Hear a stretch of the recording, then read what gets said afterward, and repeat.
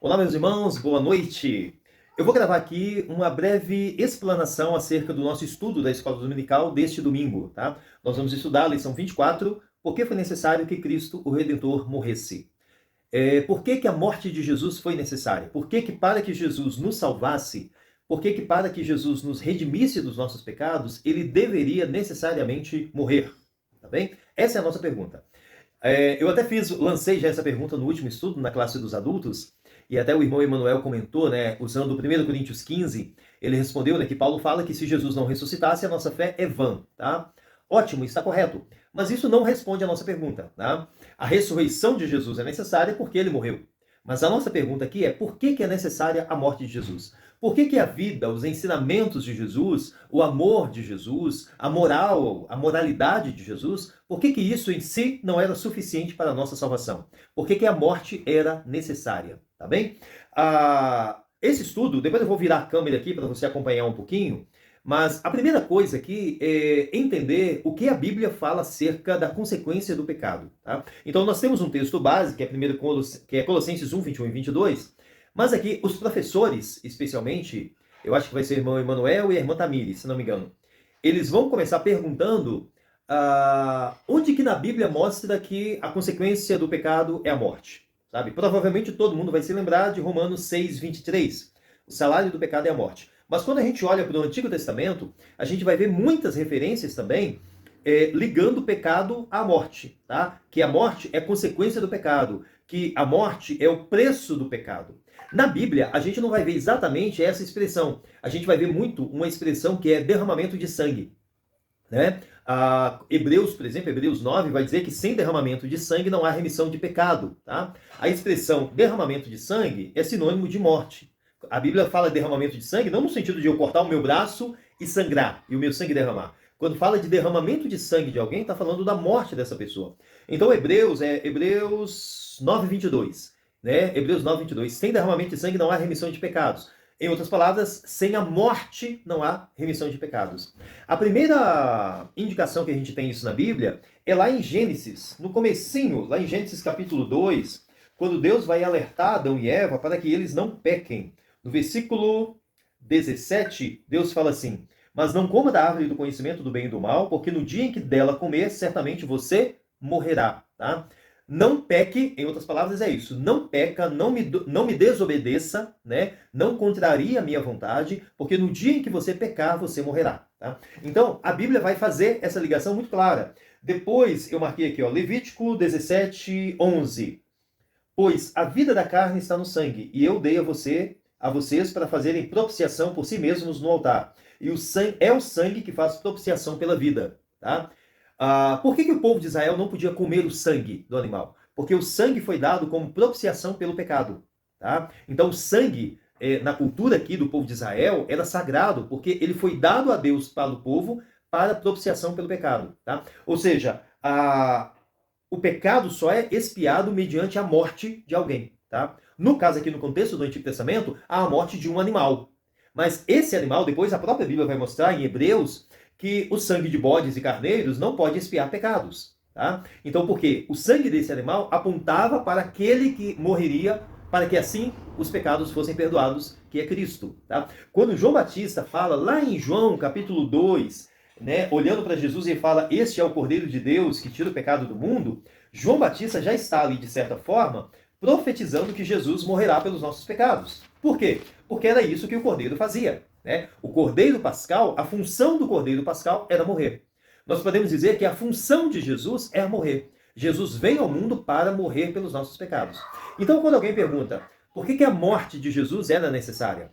Cara, a morte de Jesus é tão necessária que a morte pode se colocar como a função de Cristo. Jesus vem ao mundo para morrer. Aliás, João 3,16, eu nem coloquei aqui nos meus textos, João 3,16 deixa isso claro, né? Porque Deus amou o mundo de tal maneira que deu o seu Filho unigênito, Algumas pessoas não se dão conta que o verbo dar aí, que deu o seu Filho unigênito, significa que entregou ele para morrer, né? Porque Deus amou o mundo de tal maneira que entregou o seu Filho unigênito para morrer, para que todo aquele que nele crê não pereça, mas tenha a vida eterna. Jesus vem ao mundo para morrer pelos nossos pecados. A função dele é essa.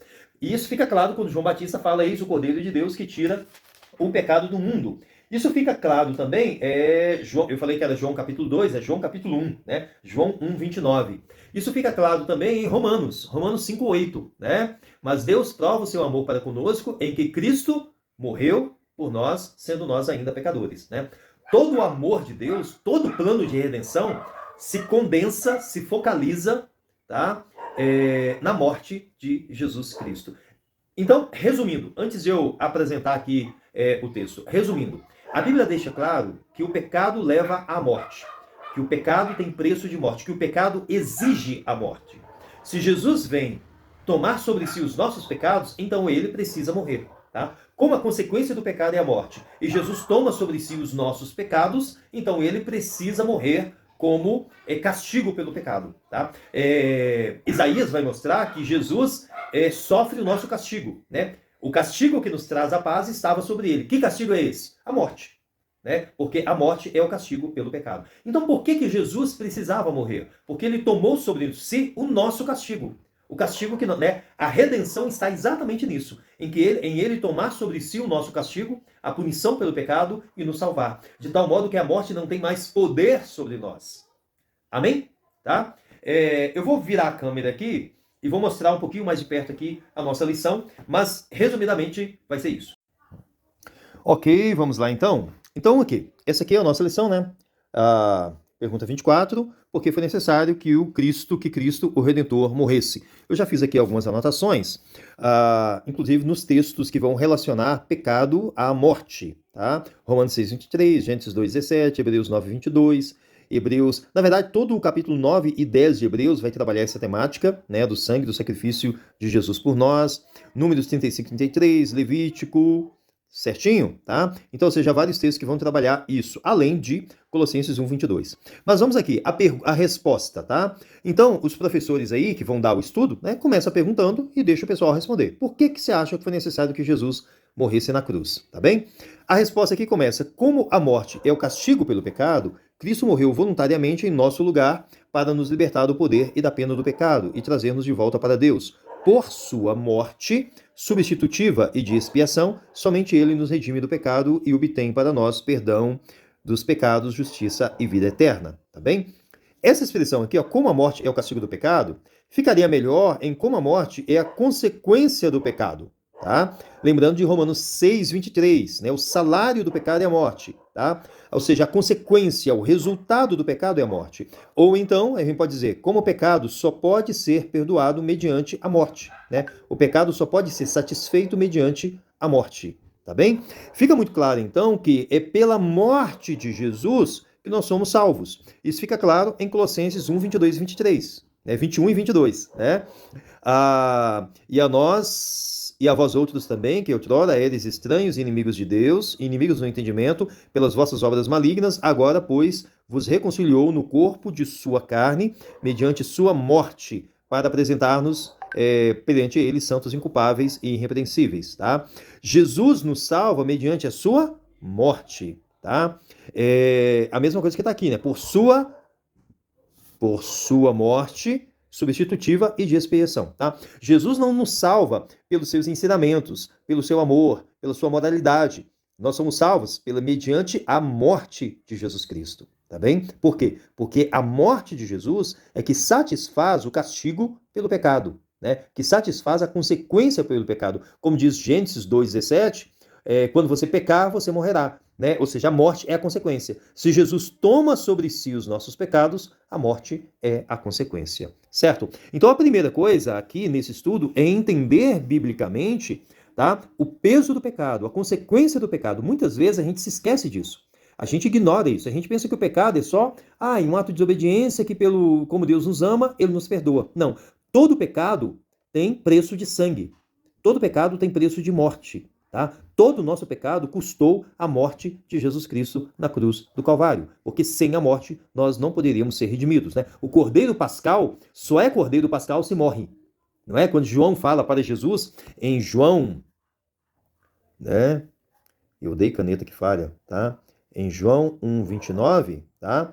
Quando João fala para Jesus, eis o Cordeiro de Deus que tira o pecado do mundo, ele está se referindo ao Cordeiro Pascal, tá? Possivelmente também é o cordeiro da expiação, mas muito provavelmente está se referindo aqui ao cordeiro pascal, né? O cordeiro pascal, ou o cordeiro da expiação, a única serventia dele é morrer, tá? Jesus vem ao mundo e a sua serventia para nós é morrer na cruz, certo? Aí nós temos então os comentários aqui de Atanásio de Alexandria e do Mark Dever, tá? O comentário do Atanásio aqui é legal, é bacana, assim, mas não nos ajuda muito, não nos resolve muito, tá?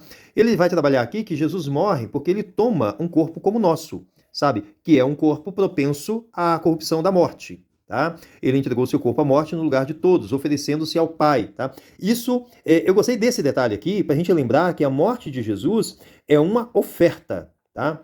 É sim um ato de violência, mas é principalmente uma oferta, tá? O próprio Jesus deixa claro, né, que ninguém toma a sua vida, ele a dá, tá? Ele a entrega voluntariamente. Jesus se oferece ao Pai, né, para nos redimir dos nossos pecados, tá bem? O Mark Dever tem um comentário mais didático, né? Ele vai fazer essa pergunta, né? Por que foi necessário que Cristo Redentor morresse, tá? E ele vai mostrar de uma forma bem interessante que Jesus não precisava morrer por si mesmo, tá? Isso é importante. Por quê? Porque a morte é necessária para aquele que é pecador, tá? Por si mesmo, quando Jesus não cometeu pecado nenhum, a morte não o tocaria, não poderia tocá-lo, tá? Né? Então, por si mesmo, Jesus não precisava morrer, tá? Jesus morre apenas por nós, para ser o nosso Redentor. A única coisa que segura Jesus na cruz do Calvário é o amor a nós, é a missão de ser um Redentor, tá? Porque se ele não passasse pela cruz, ele não poderia nos redimir dos nossos pecados, tá? E por que isso é necessário? Porque Deus, sendo bom, ele tem que punir o pecado. E qual é a punição para o pecado? A morte, tá? A morte é o castigo pelo pecado. Como Jesus toma sobre si os nossos pecados, ele precisa sofrer o castigo do pecado, que é a morte, né? Isaías vai dizer que o castigo que nos traz a paz, né? Que nos traz a paz estava sobre ele, né? É o castigo que nos traz a paz, ou seja, a morte na cruz do Calvário. E essa morte é necessária porque Deus tem que punir o pecado, tá? Sendo Jesus o nosso Salvador, o pecado não é mais punido em nós. O pecado é punido em Cristo. Ou seja, Cristo sofre punição do pecado em nosso lugar. Certinho? Certo? Deu para entender? Tá? Não ficou muito longo esse vídeo, né? Então, meu irmão, assim, pega a sua revista, tá? Pega ela aí, ó, anota, rabisca ela, tá? Eu revisei todo esse material, né? E mesmo assim tá aqui, ó, estudando de novo, né? De novo esse material, né? Olhando, rabiscando a minha Bíblia.